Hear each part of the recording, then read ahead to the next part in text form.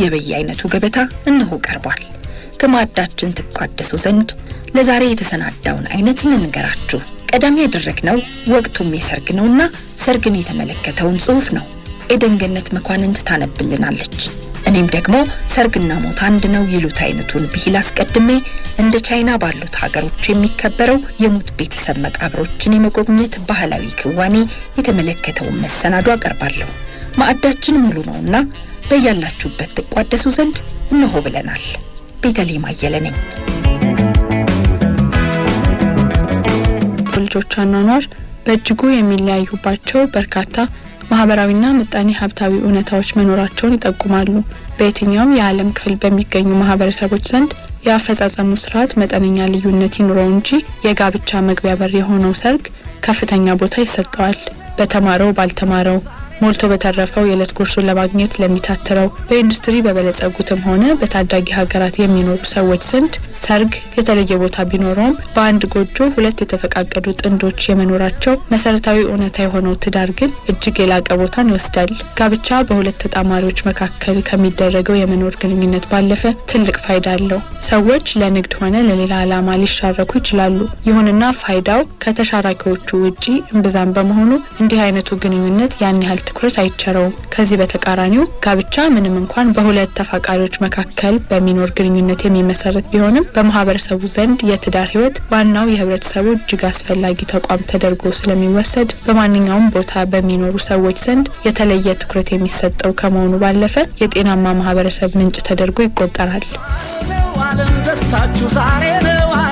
የጋብቻ እድሜ በታሪክ የኋልዮሽ ከተጓዝን በጋብቻ ውስጥ የላቀውን ቦታ የሚይዙት ከተጋቢዎቹ ይልቅ ወላጆች መሆናቸው ይታወቃል። ይሄ ልማድ አሁንም ድረስ በታዳጊ ሀገራት ኢትዮጵያን ጨምሮ እየተተገበረ ቢሆንም በምዕራብ ሀገራት ግን ከሞላ ጎደል እንዳለፈ ታሪክ የሚወሳ ነው። የሰው ልጆች አሁን ወደ ደረሱበት ማህበራዊ የእድገት ደረጃ ከመድረሳቸው አስቀድሞ ጋብቻ በሁለት ተቃራኒ ጾታዎች መካከል ከሚደረግ የአብሮነት ቆይታ ይልቅ የሁለት ቤተሰቦች ጥምረት ተደርጎ ይቆጠር ነበር። በዚህ የተነሳም ተጋቢዎች አብሯቸው የህይወት ዘመኑን በሚገፋው ሰው ማንነት ዙሪያ ምንም አይነት እውቀት አልነበራቸውም። ሌላው ቀርቶ ገና በአራስ ላይ ሳሉ መታጨቱ የተለመደ ነበር።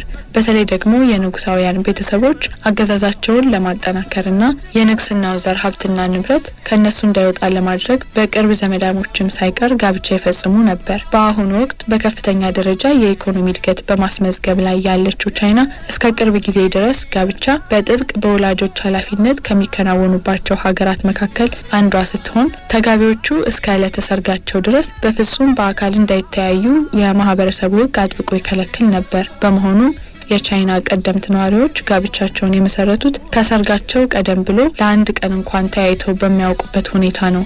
ጋብቻ ደምን ለማድረግ ጥላቻን ለማብረድ ሳይቀር በተለያዩ ሀገራት ይከናወናል። ይሄ ልማድ ቂምን አርቆ ፍቅርን በተቀናቃኞቹ መሃል በማስፈን የሚደረግ ማህበራዊ ፋይዳ ያለው ስርዓት ነው። በዚህ አይነቱ ጋብቻ የተጣመሩ ተጋቢዎች ትዳራቸው የእነርሱ ብቻ ሳይሆን የማህበረሰቡ የሰላም ዋልታ መሆኑን በመገንዘብ ጭምር ከሁለቱ ትስስር ባለፈ ማህበራዊ ግዴታቸውን ለመወጣት የሚጥሩበት ተቋም ነው። ባህላዊው ጋብቻን የመመስረቱ ስርዓት ቀስ በቀስ እየተመናመነ ተጣማሪዎች በቅድመ ጋብቻ በሚኖራቸው ትውውቅ የሚፈጸመው ጋብቻ የበላይነቱን ተቆጣጥሯል። በእርግጥ አሁንም ድረስ ባህላዊው የጋብቻ ስርዓት በብዙ ታዳጊ ሀገራት ይዘወተራል። ይሁንና አንዳንድ የሰለጠኑ ሀገራት ግን ባህላዊውንና ዘመናዊውን የጋብቻ ስርዓት በማዋሃድ የማህበረሰቡን ቀደምት ትውፊትና ወግ አስጠብቀው ለመቆየት እየታገሉ ነው። በዚህ በኩል በአብነት የሚወሱት ጃፓንና ህንድ ናቸው። በተለይ ጃፓን በዘመናዊ የኢንፎርሜሽን ቴክኖሎጂ በመታገዝ ወላጆችና ልጆች በመመካከር የሚሆናቸውን ተጣማሪ እንዲያገኙ በማድረግ ላይ ናት። ይህ የመተዋወቂያ መንገድ ወላጆችንና ልጆችን የበለጠ እንዲቀራረቡ ከማድረጉ ባለፈ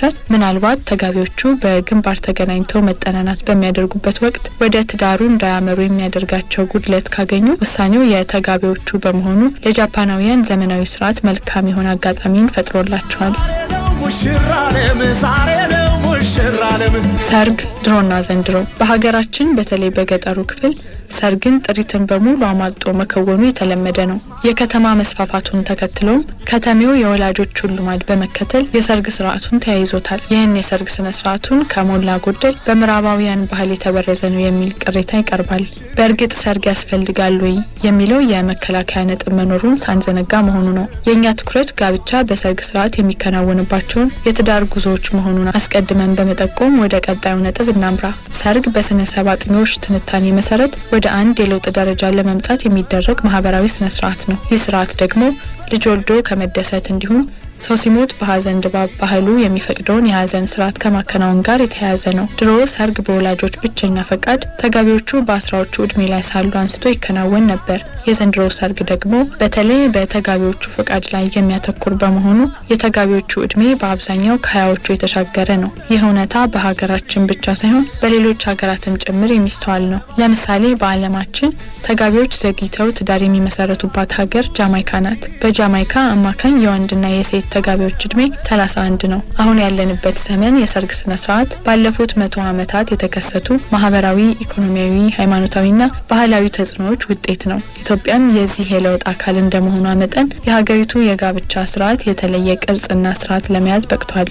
ይሁንና ዘመናዊው የሰርግ ስነ ስርዓት እንዳለ ሁሉ መሰረታዊውን ባህላችንን ያለቀቁ በዘመናዊ ውጤቶች የታገዙ ነገሮችን ከቅርብ ጊዜ ወዲህ መታዘብ ችለናል። በዓለማዊም ሆነ በመንፈሳዊ ዓለም የላቀ ቦታ የሚቸረው ጋብቻ እንደ ተጋቢዎቹ ባህል፣ ወግ፣ ልማድ ብሎም እንደሚከተሉት ሃይማኖትና የኢኮኖሚ አቅጣጫቸው የሰርግ ስነ ስርዓት ያከናውናሉ። ይህ የሰርግ ስነ ስርዓት ግን እንደ ተጋቢዎቹ ሁኔታ ከሙሽሮቹ ውጪ ሚዜዎች ብቻ ከሚገኙበት እስከ በሺዎች የሚቆጠሩ እድምተኞች ተገኝተው እስከሚዝናኑበት ትልቅ ድግስ ድረስ የሚዘልቅ ነው። የሰርግ ስነ ስርዓትን በደመቀ ሁኔታ ለማክበር ከሚደረጉ ዝግጅቶች መካከል ለሙሽሮቹ ልዩ ቀን ታዳሚው የደስታቸው ተካፋይ እንዲሆን ለወዳጅ ዘመድ የሚላከው የሰርግ ካርድ አንዱ ነው። ከ20 ዓመታት በፊት ይከናወኑ የነበሩ ሰርጎች በጥሪ ካርዳቸው ጥራትና ውበት የሰርጉን ደረጃ ለመገመት የሚያስችሉ ነበሩ። ከአሜሪካ፣ አውሮፓና ህንድ ይመጡ የነበሩት እነዚህ የሰርግ ካርዶች ዲዛይናቸው ከማማሩ ውጪ ሀገራዊ የሆነ መለያ የሌላቸው ናቸው። ዛሬ በተለይ ከቅርብ ጊዜ ወዲህ በብዙዎች ዘንድ እየተዘወተረ የመጣውን ኢትዮጵያዊ ይዘት ያለውን የባህላዊ ሰርግ ካርድ እናነሳሳለን። የሰርግ ጥሪ ካርዶች አመጣጥ እንደ ኢሮፒያን አቆጣጠር በ1447 ዓመተ ምህረት በጀርመናዊ ጆን ጉተንበርግ የማተሚያ ማሽን ከመፈልሰፉ በፊት በታላቋ ብሪታንያ ሰርግ ይነገር የነበረው በከተማ ውስጥ በሚዘዋወር ለፋፊ ነበር። እነዚህ ለፋፊዎች የዕለቱን ዜና ጮክ ብለው ለህዝቡ ያሰሙ ነበር። ሰርግ ካለም የገሌና የገሌ ልጆች በዚህ ቀን ይፈጣጠማሉ እያሉ እሱንም እንደ ዜና ያወሩት ነበር። መካከለኛው በሚባለው ዘመን በእንግሊዝ በአብዛኛው የተማረው የመኳንንት ዘር ብቻ ስለነበር የተጻፉ የሰርግ ጥሪዎች ቀሙ የነበሩት እነሱ ብቻ ነበሩ። የሙሽሮቹ ወላጆች የቁም ጽህፈት ወደሚችሉ የቤተ ክህነት ሰዎች በመጓዝ የሰርግ ወቅቱን ያጽፉ ነበር። የጥሪ ካርዱን ይልኩ የነበረው በሰማሽገው ማህተማቸውን ካሳረፉበት በኋላ ነበር። ጀርመናዊው ሴኔፌልደር በ1798 በፕሌት የማተም ግኝቱን ካስተዋወቀ በኋላ የሰርግ ጥሪ ካርዶችን በስፋት ጥቅም ላይ ማዋል ተችሏል። ዘመኑ በቴክኖሎጂ ቢራመድም በአውሮፓ አሁንም ድረስ የሰርግ ወረቀቶች የሚደርሱት በአካል ነው። ፖስታ ቤት ቢኖርም ባያደርሰው ተብሎ ስለሚፈራ በእጅ ይሰጣል። በፖስታ ቤት ከተላከ ደግሞ ሲተሻሽ ፖስታው እንዳይበላሽ በድርብ ፖስታ ይላካል። በአንዳንዶች ዘንድ ደግሞ የሰርግ ካርድ በኢንተርኔት መላክ ተጀምሯል። በተለይ አሜሪካውያን ይህንን ልማድ እያዳበሩት ይገኛሉ። ባህላዊ የሰርግ ጥሪ ካርዶች የሰርግ ስነ ስርዓትን ለማከናወን ሲወሰን እለቱ ከሌላው ጊዜ የተለየን ጥንቃቄ የሚሻ በመሆኑ ውሳኔን በጥንቃቄ ማሳለፍ ግድ ይላል። እንደ ልደት በየዓመቱ የማይከበረውን ሰርግ ስኬታማ ለማድረግ ሀገርኛ ነገሮችን ማካተቱ በራሱ ስልጣኔ መሆኑ አያጠያይቅም። ይህን ተከትሎም በርካታ ማተሚያ ቤቶችና የግራፊክ ዲዛይን ሙያተኛዎች የባህላዊ ሰርግ ጥሪ ካርዶችን በተለያዩ ቅርጾችና ይዘቶች በማዘጋጀቱ በኩል በንቃት ተሳታፊ የሆኑ ነው። የባህላዊ የሰርግ ካርድ ገበያ ምን ያህል እንደሆነ በአሃዝ ለማስቀመጥ ባይቻልም በተለያዩ የህትመት ውጤቶች ማቅረቢያ ቤቶችና ማተሚያዎች የባህላዊ የሰርግ ጥሪ ካርዶች በብዛት ይገኛሉ። የባህላዊ የሰርግ ጥሪ ካርዶች የሚይዙት ሀሳብና የሚቀርቡበት ቅርጽም በእጅጉ የሚመስጥና ለመምረጥም የሚያዳግቱ እየሆኑ መጥተዋል። ባህላዊ ካርዶቹ አልፎ አልፎ በዘመናዊ የጥሪ ካርድ አይነት ቢዘጋጁም ከጊዜ ወደ ጊዜ መሻሻልን በማሳየት በብራና ጥቅልል መልኩ ሳይቀር የተዘጋጁ የቀድሞውን ዘመን የጽሁፍ መልእክት ልውውጥ ሳይቀር በተለያየ መልኩ ማሳየት ችለዋል። ሀገር ውስጥ ከሚደረጉ የሰርግ ስነ ስርዓቶች በተጨማሪ በውጭ ሀገር ለሚደረጉ ሰርጎችም ሀገርኛ የሰርግ ካርዶች ጥቅም ላይ እየዋሉ ይገኛሉ። የማህበረሰብን ባህልና ልማድ እንዲህ አድርግ፣ በዚህ ውጣ፣ በዚህ ውረድ ብሎ እንደፈለጉ መቀለባበስ አይቻልምና ሰዎች ባህልና ልማዲ ነው ብለው የሚያደርጓቸውን ነገሮች መተቸት ጉንጭ አልፋ ክርክር ይሆናል። ዘመንን በሚሉት ሰዎች ጎጂ ባህላዊ ድርጊት የሚባሉ ነገሮችም እንኳ ለሌሎች እጅግ አስፈላጊና በምንም ምክርና ትምህርት ሊለውጡት የማይፈልጓቸው ነገሮች ሊሆኑ ይችላሉ። ለምሳሌነትም በደቡብ ህንድና ምስራቅ እስያ ሀገራት የሂንዱ እምነት ተከታዮች ታይፑሳም በተባለ በዓል የጌታ ምሩጋንን በክፉ መንፈስ ላይ አሸናፊነት ለመዘከር በሹል ብረቶች ራሳቸውን የሚወጉበትና ሰውነታቸው እንደተወጋ በወጋው ብረት ላይ በተሰሩ ጌጣጌጦች ተውበው በአደባባይ መውጣትን ይብሰኝ ብለውም በሰውነታቸው ላይ በሰኳቸው ብረቶች እንደ መኪናና ሌሎች ከባድ ነገሮችን በገመድ አስረው በመጎተት ማክበራቸው፣ ከቬንዙዌላና ከብራዚል አዋሳኝ በሆነው የአማዞን ደን ውስጥ የሚኖሩት የያሚኖ ጎሳዎች ደግሞ ሙታንን የመቅበር ሐሳብን ተቃውመው መንፈሱ በሰላም እንዲያርፍ ለማድረግ ምንም አይነት የሰውነት አካል መተው የለበትም በማለት ሙት ገላው ከተቃጠለ በኋላ የተገኘው አመድና አጥንት ዱቄት የሟች ቤተሰቦች በሚበሉት የፕላንክ ሾርባ ውስጥ በድብቅ መጨመራቸው፣ ይህንን በማድረግም ያሚኖች የጠፉና የሚወዱት ሰው ነፍስ በውስጣቸው እንደሚኖር ማመናቸው፣ በስፔን ሰሜናዊ ክፍል በየዓመቱ በሚዘጋጅ የማህበረሰብ እግር ጉዞ መጨረሻ ላይ በዚያው ዓመት የተወለዱ ልጆችን በምንጣፍ በመንገድ ላይ በማስተኛት እንደ ሰይጣን ወይም ርኩስ መንፈስ የለበሱ ጎልማሳ ሰዎች እንዲዘሏቸው በማድረግ እነሱ የአዲስ ሕፃንን ነፍስ የማንጻት ስርዓት የሚሉትን ባህል በሕፃን መዝለል ስርዓቱ መጨረሻ ላይም በአካባቢው ባሉ ካህን አማካኝነት በቅዱስ ውሃ እንዲጠመቁ መደረጉ፣ ድርጊቱ ሃይማኖት ባላቸውና በሌላቸው ስፔናውያን ከ17ኛው መቶ ክፍለ ዘመን ጀምሮ ሲደረግ የቆየ መሆኑ በኢትዮጵያና በሱዳን ድንበር አካባቢ በሚገኙት የቦዲ ብሔረሰብ በውፍረት ገዝፎ መገኘትና ተወዳድሮ በማሸነፍ ሂደት ከአቅም በላይ የሚጠጣውን በደም የተቀላቀለ ወተትና ማህበረሰቡ ለአሸናፊዎቹ የሚሰጠውን የተለየ ክብር፣ ሙገሳና አድናቆት መጥቀስ ይቻላል። በምሳሌነት ለጠቀስናቸውም ሆነ ለሌሎች ማህበረሰቦች ለአያሌ ዘመናት ሲያከናውኗቸው የኖሩትን ባህላዊ ድርጊት ተውት፣ ጠቃሚ አይደለም፣ ይሄ የምታደርጉት ነገር ከምትፈልጉት ውጤትና ከምትሉት ነገር ጋር ተዛምዶ የለውም ብትሏቸው እናንተን ለማሳመን ከመሞከር ይልቅ አንዳንዶች ጉድ መጣብን ብለው ሊደነቁ እልፍ ሲልም ጉዳት ሊያደርሱባቸው ይችላል። የቺንግ ሚንግ ፌስቲቫል በቻይናውያን የተለየ ዋጋ ከሚሰጣቸው ክብረ በዓላት አንዱ ነው። በዚህ ፌስቲቫል ቻይናውያኑ የሞቱ አያት ቅድመ አያቶቻቸውን መንፈስ በማሰብና በማስደሰት ያከብራሉ። ይህ ፌስቲቫል በብዙዎቹ ቻይናውያንና በአካባቢው ሀገሮችም የተወረሰ ባህል ሆኖ ይከበራል። በሌላ ስሙ የቱም ሲምፒንግ ቀን ወይም ፒውር ብራይትነስ ፌስቲቫል ይሉታል። በዚሁ በዓል ሟች ቤተሰቦቻቸውን በማሰብ ቻይናውያኑ በወርቃማና ሌሎች ልዩ ልዩ ቀለም ወረቀቶች ጌጣጌጦችን ያዘጋጃሉ። ልዩ መዓዛ ያላቸውን ሰንደሎች ይሁነኝ ብለው ገንዘባቸውን ከስክሰው ከገበያ ይገዛሉ። በወረቀት የተሰሩ አልባሳትና ልዩ ልዩ ስጦታዎችንም ለሟቾች በስጦታ ያዘጋጃሉ። አሳዛኙ ነገር ግን እነዚህ ሁሉ ነገሮች መቃብሩን ከማጽዳትና የጸሎት ስነ ስርዓቱ በኋላ ይቃጠላሉ። ምን ነው ብትሏቸው ስጦታዎቻችንን ይዞ የሚሄደው ነፋሱ ነውና ቁሳቁሱን ሁሉ ጭስ እናድርግለት ይሏቸዋል።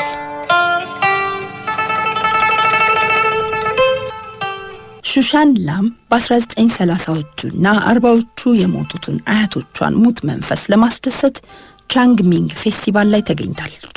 My great-grandfather was a wealthy man. ቅድመ አያቴ 5 ሚስቶች ነበሩት። የኔ ቤተሰብ ከ3ኛዋ ሚስት የተገኘ ነው። እሱን ጨምሮ 5ቱም ሚስቶቹ የተቀበሩት እዚህ ጥቅጥቅ ባለው ደን ውስጥ ነው። ስለዚህ የመቃብር ስፍራ የሰማሁት የመቃብሩን ስፍራ አቋርጦ የሚያልፈውን የከተማ መንገድ ግንባታ በተመለከተ ሲነገር ነው። ብዙ ሰዎች የመቃብር ስፍራዎቹ በግንባታ ምክንያት ሊነካኩ ወይም ሊፈርሱ እንደሚችሉ ሲሰሙ በብርቱ ተቃውመውታል። እውነታቸውን ነው። ይህ ቦታ ምንም ያልተነካ ነው። ምንም The whole area is very untouched. A lot of mature trees, a lot of ብዙ እድሜ ጠገብ ዛፎችና አስገራሚ የተፈጥሮ መስተጋብሮች በእንስሳት እጽዋት መካከል አሳይቶኛል። ከዛም በላይ ግን ለመቃብር ስፍራው ትኩረት የተሰጠው አይመስለኝ። የተረሱ ይመስላል። Very poorly maintained. There were many graves that were seemingly forgotten. ሹሻን እንደምትለው የአንድ ቤተሰብ አባወራ ሚስቶችና ሌሎች የቤተሰብ አባላት መቃብር ስፍራ በአንድ ቦታ ላይ ነው። የአባወራው መቃብር የመሃሉን የፊት ረድፍ ይዝና ሌሎች በግራና በቀኙ የሶስት ጎን ቅርጽ እንደሚሰራ ይደረደራሉ። የአባወራውን በህይወት ያለ የመሪነት ድርሻ በሞቱም ጊዜ ለመጠበቅ ይመስላል። ሹሻን የቅድመ አያቷ ሩቅ ትውልድ ስለሆነች እንጂ በከተማ ክልል በሚኖሩ ቻይናውያን በታይዋንም ይኸው ድርጊት አለ። በተራራማ አካባቢ በሚገነባ የመቃብር ስፍራ በተለያዩ ቀለማት በተጌጡ የመቃብር ሐውልቶች መካከል በየዓመቱ የሚያከናውኑት ይኸው ልማድ አንዱ የመንፈስ ደስታቸው ቀን ነው። እንደውም የመቃብር ጽዳት፣ ስጦታን አቃጥሎ በጭስ የማድረስና የጸሎት ስነ ስርዓቱ ሲያበቃ እዚያው ሰብሰብ ብለው ቀዳሚና ተከታይ የሆኑትን የሟችና የኗሪን ታሪክ መጫወቱን ይወዱታል። ሹሻን ትናገራለች። My great grandfather, he's buried on a very steep hill. ቅድማያቴ የተቀበረው በስፍራው በጣም ራቅ ባለ ዳገት ጫፍ ላይ ነው። ሴት ቅድማያቴ በመቃብር ስፍራው መረጣ ላይ ደስተኛ አልነበረችም አሉ። በጣም ሩቅ ስለሆነ የቺንግ ሚንግ ፌስቲቫሉን ለማድረግ ይርቃል በሚል ነበር። ነገር ግን ሌሎች የቤተሰብ አባላት እሷ እንኳን ሞታ ላለፉት 50 ዓመታት ያክል ሲያደርጉት ነበር። በመቃብር ስፍራው ላይ የአምስቱ ሚስቶችና የቅድማያቴ ስም ተጽፏል። እዚህ እኛ ብቻ አይደለንም። ብዙ ቤተሰቦች ይህንኑ ፌስቲቫል ለማክበር ተገኝተዋል። መቃብር ስፍራውን የማጽዳት ስራ የመጀመሪያው ስራ ነው። በላዩ ላይ የበቀሉ አላስፈላጊ ነገሮችን እንነቃቅላለን፣ አልጌዎችን እንፍቃለን። ከዚያም ከከተማ ገዝተናቸው የመጣናቸውንና በቤታችን ያዘጋጀናቸውን ስጦታዎች ለሟች ቤተሰቦቻችን እንሰጣለን። ሰንደሎች ይለኮሳሉ፣ ማራኪውም ጭስ ይጨሳል። ስጦታዎቹ በምግብ፣ በጣፋጭ ብስኩቶችና ኬኮች፣ በወረቀት ገንዘቦች፣ በልዩ ልዩ ቀለማት ወረቀቶች ይደረጋሉ። Or paper money or paper houses. My great grandmother was a Peranakan lady. So this year my auntie brought some paper sarong. የኔ ቅድማያት በጣም ዘናጭ ነበረች። ዛሬ ያመጣንላት ስጦታ የወረቀት አልባሳት ነው። ይኸው አጎቴ ይዞላት መጥቷል። አክስቴ ናት የላከችላት። ያው በስጦታ መልክ ይቃጠላል። ብዙ ሱቆች በአሁኑ ሰዓት በወረቀት ሃይፓድ እና ማርቼዲስ ቤንዝ ሳይቀር ይሰራሉ ለዚሁ ለሟች ቤተሰቦች መታሰቢያ ፌስቲቫል። ሌላው በጣም ስነ ስርዓቱን የሚያደንቁ ትናንሽ በራሪ ወረቀቶች ናቸው። በከለር የደመቁ ናቸው። ወደ ላይ እየበተንንና ወደ ገነት እንዲሰማ አድርገን ጮክ ብለን አክብሮት በመስጠት ስጦታችንን እናደርሳለን። And we would throw up these colored paper in the air, shouting to the heavens for blessings.